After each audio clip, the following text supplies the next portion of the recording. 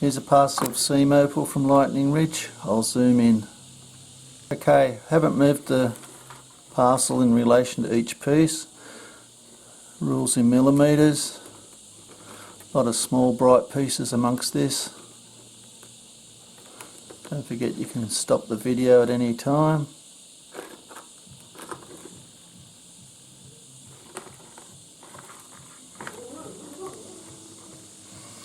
Some of the larger pieces don't have a lot of material in it. That's just a throwaway piece.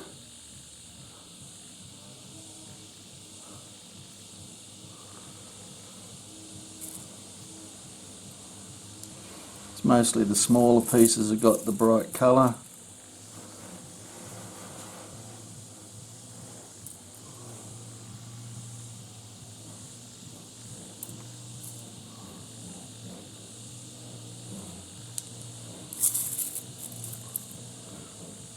These are really the pieces that you're going to only cut small stones, but could end up quite lucrative.